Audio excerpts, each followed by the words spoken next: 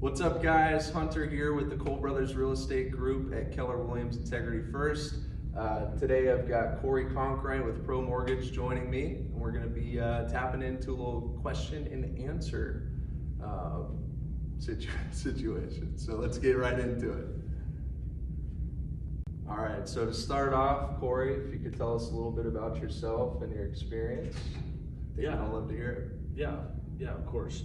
So I've been in lending here in the Valley for coming up on 25 years. Okay. And it's been a fun ride, that's for sure, a roller coaster. Sure. And my family and I live right here in Gilbert, and so we kind of know the East Valley pretty well. And Yeah, so you've been out here for a while and you've been in the business for quite some time now. yeah. Awesome. I'm kind of an old dog. Okay. Well, you've seen all the market shifts, and we're certainly in different territory than we've been in for the past 2 years. So, you know, I know a lot of buyers have lots of questions about what rates are doing, where the market's going to head. And obviously, we don't have a crystal ball, but you know, part of the reason we invited you down here today was just to get a little more insight. Sure. So to start things out, first question right off the bat, heavy hitter.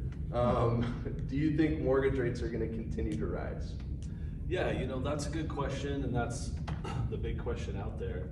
You know, there's a lot of different dynamics that's kind of controlling that. Obviously, the recession situation, and Powell and the Fed, they're doing their best to try to, you know, ease that and make things kind of slow down, right? Sure. So we're at a place where I feel like we're probably reaching kind of our ceiling as we move through the end of the year. Mm-hmm. And I really feel, and a lot of guys that I follow, just that rates are going to be coming down as we Sure. move into next year, maybe by the end of the first quarter. And then we also have the big election coming next year, and in all of my cycles of doing this, every election year, those rates come down, and there's some obvious reasons for that. Sure. So I feel like as we move into 23 that we could kind of position ourselves back down into the low fives. Sure. That's kind of what we're kind of seeing out there, and that's the best guess. And like you mentioned earlier, crystal ball would be awesome, but you and I wouldn't be sitting right here now. We'd be on the beach somewhere with our crystal ball. But at the end of the day, it's a pretty good educated guess of kind of where it's going. So I feel like that'll be some nice relief in a lot of different ways for your buyers out there for sure. Absolutely. And it'll help all around just kind of get things moved again. Absolutely, yeah. Okay. Now, a big topic that's been brought up since the shift kind of occurred are seller concessions. So with seller concessions, can you use those to lower your rate? And if so, how does that work?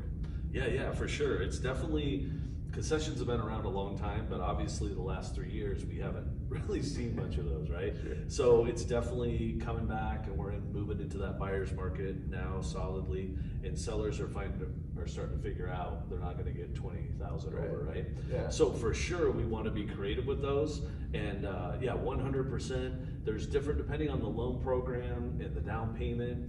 You know, there's anywhere from 2% to 9% that you can get from the seller as a credit. So at that point, we can use those for closing costs. So you can't put them in your buyer's pocket or anything, but you can use them for the closing costs or buying down the rate. Sure, okay. Yeah. Now, to kind of piggyback off of that, another big, I guess, term that's been tossed around is the 2-to-1 rate buy down. Yeah. So if you could give a little more insight on what that specifically means for buyers and how that typically works. Yeah, the 2-1 buy down's been around a long time. They've just kind of, some lenders have dusted it off the shelf.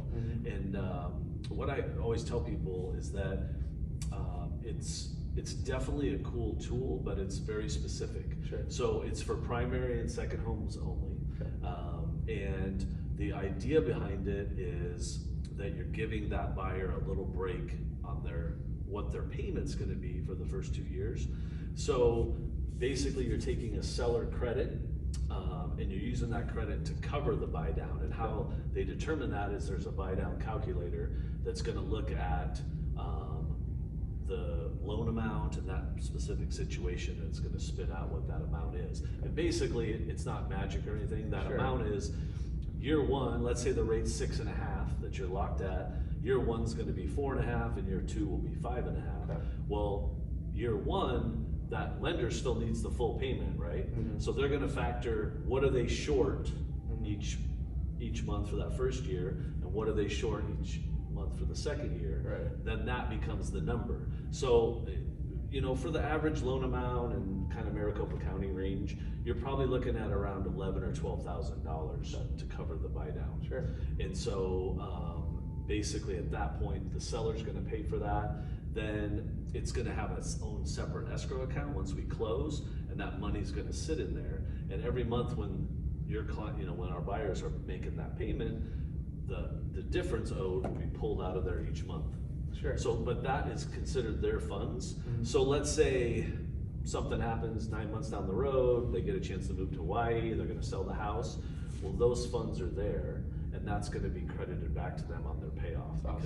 Because the lender's not gonna keep that, and that's part of their negotiation of their purchase. So that money, they won't lose that money, it'll come back to them. But if they ride it out for the full 2 years, that slowly will empty out, and then starting year 3, they just make their normal payment.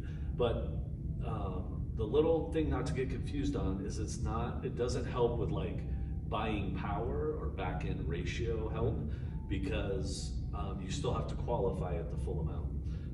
So in that instance, it doesn't, it's not designed for that. So, and the thing we're telling people is obviously, if we get into a situation where rates do come down next year, like we feel they will, then there's gonna be a lot of folks in these last few months that will be primed for a refinance. So we're making sure that we're letting people know, hey, you're not gonna miss out on that, we can still take advantage of that. And then all our return customers, we're able to do some things to help them keep those closing costs lower and make the math work so that we can help all these folks refi out of this when next year comes. Because it will come, and you're talking about, if you can gain a point to 2 points, we'll have another little refinance boom for a while. So not if, but when. Yeah, exactly. And just kind of a cheeky way to use those concessions to provide temporary relief for our buyers. Yeah, and obviously we can't control, so they have that nice relief until the time comes. Right. So whenever that may be officially. Absolutely, that's awesome. Now we're seeing a lot of first-time home buyers kind of come out of the woodworks, because obviously the past 2 years have been absolute madness. So is there any advice in specific that you would give to those first-time buyers? Yeah, it's a difficult time for them, because a lot of them have been priced out, just where our price cap has kind of risen to. It kind of puts them in a situation where it makes it a little tough. I know that there's a few different programs out there for first-time home buyers that help, where the interest rates are going to be a little bit lower, the down payment requirements might be a little bit less. So, but at some point it just ends up, the math is the math. So we get to a point where we need to, I guess the key is kind of being creative and trying to help them figure out ways to, have enough buying power to be able to get something, but still be in an affordability standpoint. And so that's kind of on us to try to help them figure that out. But there's definitely nothing magical out there for them, unfortunately. I wish there was, but and some of the first-time buyer programs have gone away too. But we still have enough out there to where we can try to give them kind of a helping hand. And the bottom line is we want to just guide them, and we don't want them buying over their head and being strapped to their house payment, and now they got to eat ramen and can never go on vacation, and so we have to try to help them figure that out. So it's being positive and just trying to be creative is kind of where it's at right now. That's the name of the game. Awesome. So my last question for you, do you have any outlook on what the real estate market's going to look like in 2023? Yeah, I feel like on your guys' end, for sure, we're seeing kind of that like overinflated value, they're coming back. I definitely, you hear all this stuff like the sky's falling and the crash is coming. I just don't see it. It's just not in the numbers. There's not enough buyers, not enough homes on the market. Like that math just doesn't shake out.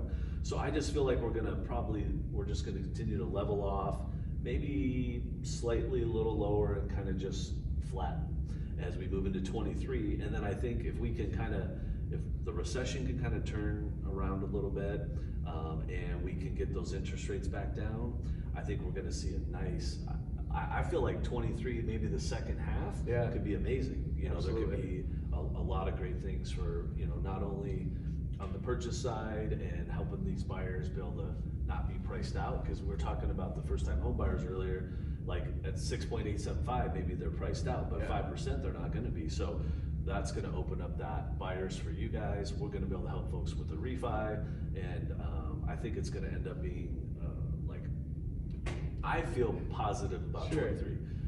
I think, you know, as we move into that second and third quarter and on, I feel like it's gonna be pretty solid, so Awesome.